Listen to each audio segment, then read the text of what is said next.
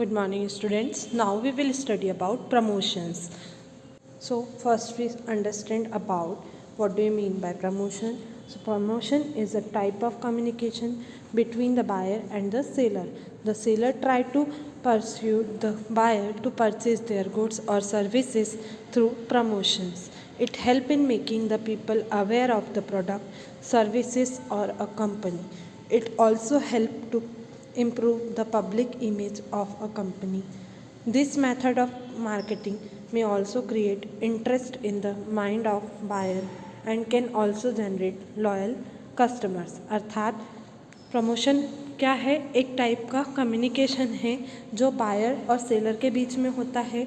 जो सेलर होता है वो बायर को कन्विंस करने की कोशिश करता है कि वो जो गुड्स हैं सेलर के पास में और उसकी जो सर्विसेज हैं उसको परचेस करे और उससे उनका प्रमोशन को इंक्रीज़ करे. यानी जो भी प्रोडक्ट अगर कोई कस्टमर ख़रीदेगा तो वो अपने फ्रेंड्स, रिलेटिव्स सभी को दिखाएंगे तो उससे क्या होगा, प्रोडक्ट का प्रमोशन अपने आप हो जाएगा. इसीलिए जो बाइंग एंड सेलिंग है वो एक तरह के प्रमोशन में हेल्प करती है. साथ ही साथ वो पीपल्स को अवेयर करती है प्रोडक्ट के बारे में, उसकी सर्विसेज के बारे में और साथ ही साथ कंपनी के बारे में भी अवेयर कर देती है. इस प्रमोशन की मेथड के कारण ही पब्लिक में के अंदर जो कंपनी की इमेज होती है वो इम्प्रूव होने लगती है और प्रमोशन मेथड के कारण ही जो माइंड में बायर्स और कस्टमर के बीच में जो माइंड में कुछ मिसअंडरस्टैंडिंग होती है या माइंड में कुछ इमेज बनी हुई होती है उसको लॉयल्टी में जनरेट करने में हेल्प करती है. Now what are the elements of promotion? So first is sale promotion, advertisement, personal selling and publicity. इन सभी के बारे में हम डिटेल में स्टडी करेंगे. सो स्टार्ट करते हैं. First, sale promotion. Sales promotion refers to all those activities other than advertising and personal selling that stimulate customer purchasing and dealer effectiveness. It includes activities like distribution of free sample, bonus, offers, free coupons, price constants, incentives, etc. अर्थात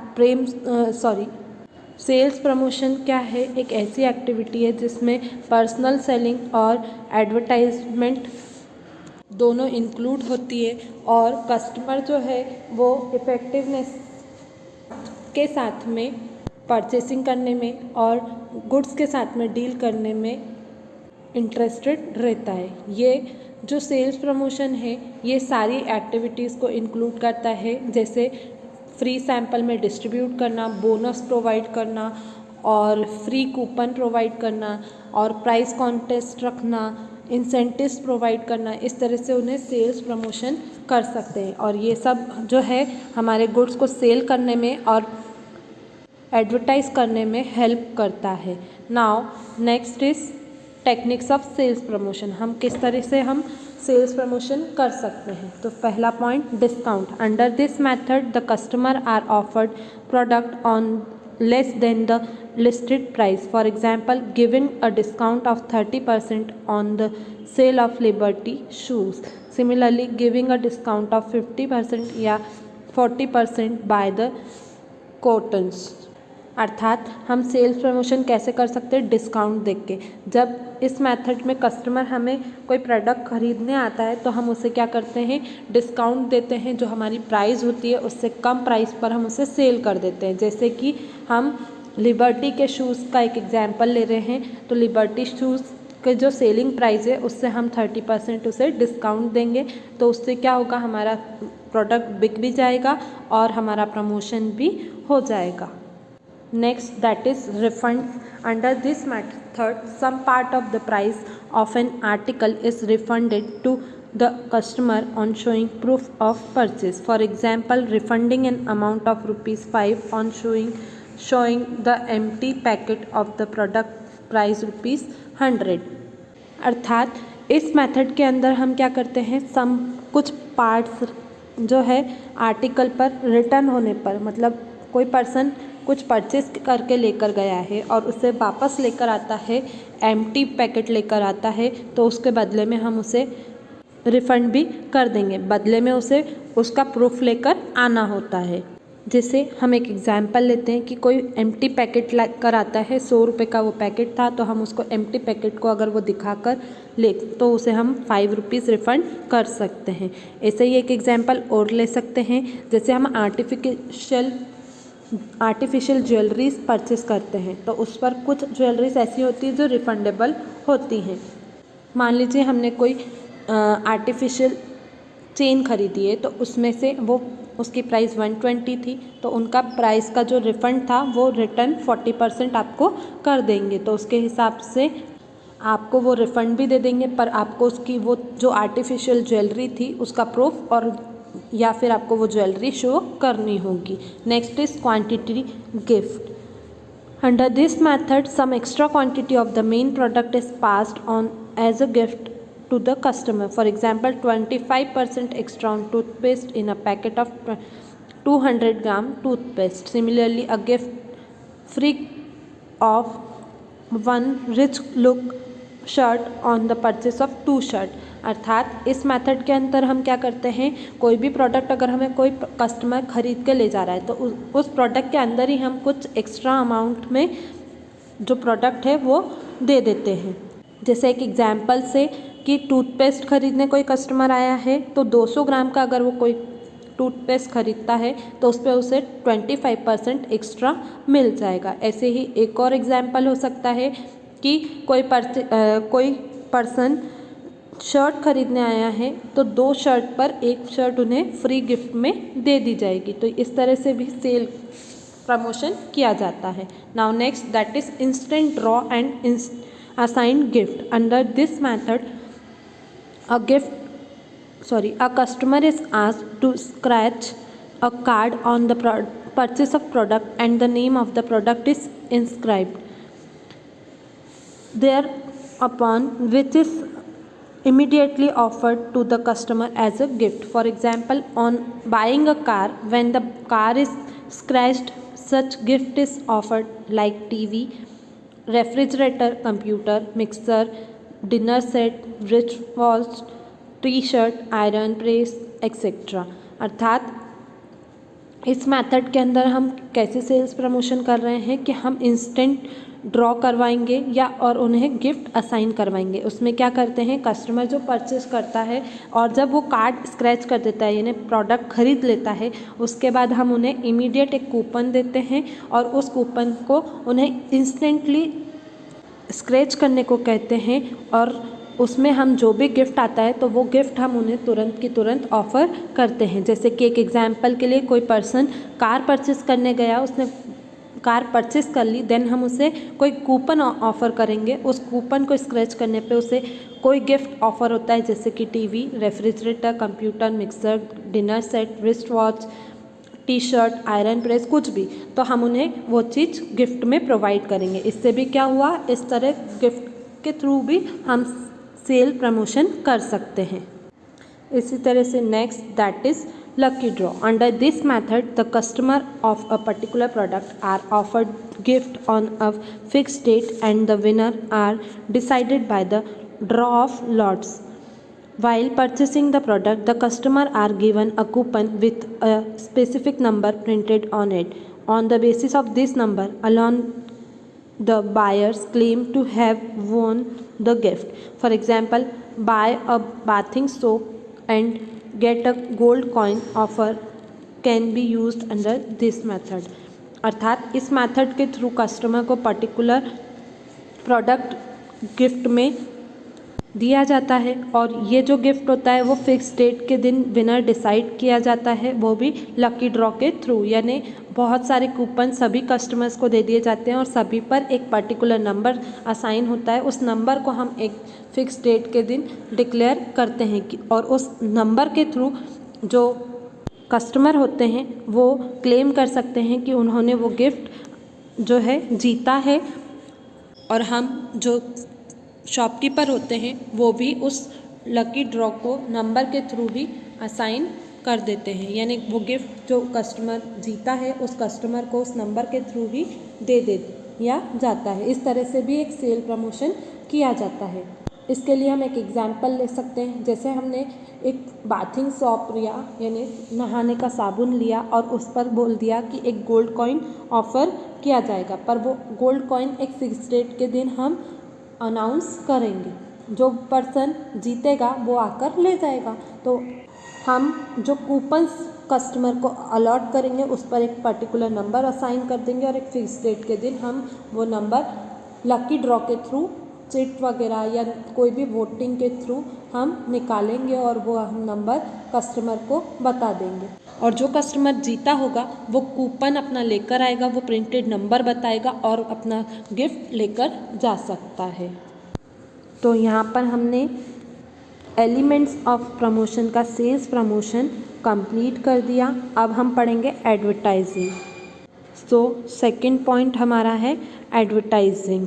So what do you mean by advertising? Advertising means to advertise a product or services or a company with the help of television, radio or social media. It helps in spreading awareness about the company, product or service. Advertising is communicated through various mass media including traditional media such as newspaper, magazines, television, radio, outdoor advertising or direct mail, and new media such as result, blogs, social media, websites और text message. अर्थात advertising क्या है? एक product का advertising करना, उसकी product को sale services बताना और कंपनी की हेल्प से न्यू न्यू टेक्निक्स से हम उन्हें प्रोडक्ट को एडवर्टाइज़ कर सकते हैं। जैसे टेलीविज़न, रेडियो और सोशल मीडिया की हेल्प से हम एडवर्टाइज़ कर सकते हैं। आजकल की प्रेजेंट टाइम में जो एडवर्टाइजिंग है वो कई तरह से हो गई है। इसके लिए कंपनीज़ ने भी अवेयरनेस रखनी शुरू कर दी है और एडवर्टाइजिंग जो है वो कंपनी को स्प्रेड करने में, यानी कंपनी का नाम बढ़ाने में भी हेल्प करती है। और एडवर्टाइजिंग जो है वो एक कम्युनिकेशन है जिससे हम कई तरह से प्रोडक्ट को एडवर्टाइज़ कर सकते हैं, जैसे कि मास मीडिया और traditional media, newspaper. Traditional media में ही न्यूज़पेपर आता है, न्यूज़पेपर है, मैगज़ीन है, television, radio, outdoor advertising, door to door advertising और डायरेक्ट मेल करना। और न्यू मीडियाज़ में जो आएंगे वो होंगे रिज़ल्ट निकालना और सर्च ब्लॉग पे देना और हर ऐप के थ्रू एडवर्टाइजमेंट देना, सोशल मीडिया पे डालना, वेबसाइट्स पे डाल देना और उन्हें पर्सनली फ़ोन नंबर्स पर टेक्स्ट मैसेज डालना। इस तरह से कंपनी का नाम हम और प्रोडक्ट का नाम और सर्विस उसकी हम एडवर्टाइज़ कर सकते हैं। Now what are the advantages of advertisement? अर्थात एडवर्टाइजमेंट करने से कौन कौन से फ़ायदे होंगे? So first point, introduce a new product in the market. Advertising plays significant role in the introduction of a new product in the market. It stimulates the people to purchase the product. अर्थात advertisement क्या है? एक important role play करता है जिसके through market में जो नया प्रोडक्ट आता है उसके बारे में लोगों को पता चल जाता है और लोग जो है वो हमेशा कुछ नया खरीदने की इच्छा रखते हैं, तो उस एडवर्टाइजमेंट के थ्रू हम नया परचेस कर सकते हैं। Next, expansion of the market. It enables the manufacturer to expand this market. It helps in exploring new market for the product and retaining the existing market. It play a sheet anchor role in winding the market for the manufacturer product even by convincing the customer living at the far flowing and remote areas. अर्थात advertisement जो है वो market को बढ़ाने में, expand करने में help करता है, जिसकी वजह से मैन्युफैक्चरर को भी क्या होता है, हमेशा एक न्यू प्रोडक्ट इन्वेंट करने की अपॉर्चुनिटी मिल जाती है। इस तरह से एडवर्टाइजमेंट क्या करता है, न्यू मार्केट को एक्सपैंड करने में हेल्प करता है और जो पुराना मार्केट है उसे भी बने रहने में भी हेल्प करता है। ये जो है एडवर्टाइजमेंट, ये एक वाइंडिंग शीट तैयार करता है और ये मैन्युफैक्चरर्स को प्रोडक्ट को प्रोड्यूस करने में भी हेल्प करवाता है, जिससे कि कस्टमर को एक ही जगह पर प्रोडक्ट के बारे में, नए नए प्रोडक्ट, नई नई टेक्निक्स के बारे में पता चल जाए और उन्हें ज़्यादा दूर जाने की ज़रूरत ना पड़े।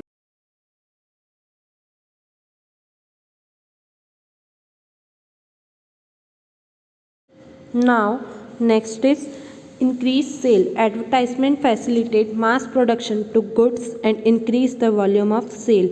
In other words, sale can be increased with additional expenditure on advertising. With every increase in sale, selling expenses will decrease. अर्थात एडवर्टाइजमेंट क्या करता है, मास प्रोडक्शन को फैसिलिटीज़ प्रोवाइड करता है, जिससे कि गुड्स की सेल को और उनकी वॉल्यूम को इंक्रीज़ किया जा सके।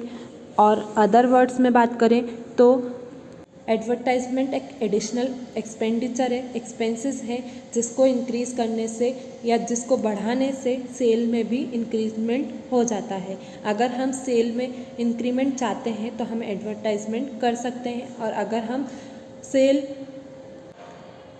के लिए अगर एडवर्टाइजमेंट नहीं करते हैं तो सेलिंग जो है वो डिक्रीज़ हो जाएगी। Next, fight competition. Advertising is greatly help in meeting the force of competition prevalent in the market. Continuous advertising is very essential in order to save the product from the clutches of the competition. अर्थात advertising क्या करता है, सबसे ज़्यादा competition से fight करने में help करता है और मार्केट में बने रहने में भी हेल्प करता है, क्योंकि एडवर्टाइजिंग करने के कारण कंज्यूमर्स को न्यू प्रोडक्ट्स के बारे में पता चलता रहता है, और इसीलिए हमें कंटिन्यूस एडवर्टाइजमेंट करते रहना पड़ेगा, जिससे कि हम कंपटीशन में बने रहें, मार्केट में स्टेबिलिटी बनाकर रख सकें और प्रोडक्ट को ज़्यादा से ज़्यादा सेल करके प्रॉफिट अर्न कर सकें।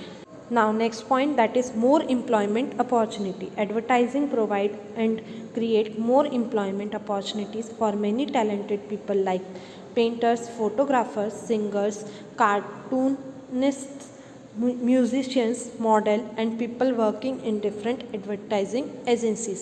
अर्थात एडवर्टाइजिंग के कारण लोगों को एम्प्लॉयमेंट की अपॉर्चुनिटीज़ मिल जाती है, क्योंकि एडवर्टाइजिंग जब भी हम किसी प्रोडक्ट की करवाएंगे तो उसमें हमें पेंटर्स की ज़रूरत, फोटोग्राफर्स की ज़रूरत होगी, सिंगर्स की ज़रूरत पड़ जाएगी, कार्टून जैसे वर्क करते हैं, कार्टूनिस्ट का वर्क करते हैं, उनके की ज़रूरत पड़ जाएगी, म्यूजिशियंस की, मॉडल्स की और कई सारे लोगों की ज़रूरत पड़ सकती है।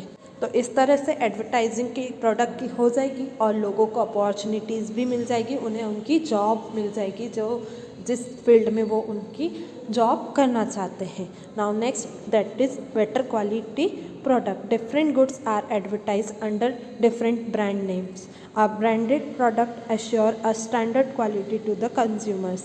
A manufacturer provide quality goods to the consumers and try to win their confidence in his product. अर्थात एडवर्टाइजिंग क्या करता है, डिफरेंट ब्रांड्स के जो नेम होते हैं उनको भी एडवर्टाइज करने की कोशिश करता है, और जो ब्रांडेड प्रोडक्ट होते हैं वो उनकी क्वालिटीज़ जो होती है उनमें भी एश्योरेंस देता है, और मैन्युफैक्चरर जो होता है वो क्वालिटेटिव गुड्स ही कंज्यूमर तक पहुंचाने की कोशिश करता है, और उनका जो कॉन्फिडेंस होता है प्रोडक्ट के से रिलेटेड उसको अचीव करने की कोशिश करता है, जीतने की कोशिश करता है। इस तरह से आपका यहाँ पर एडवर्टाइजिंग कंप्लीट होता है। Now we will study about personal selling. Personal selling is the sale of a product depend on selling of product. Personal selling is a method where companies send their agents to the consumer to sell the product personally.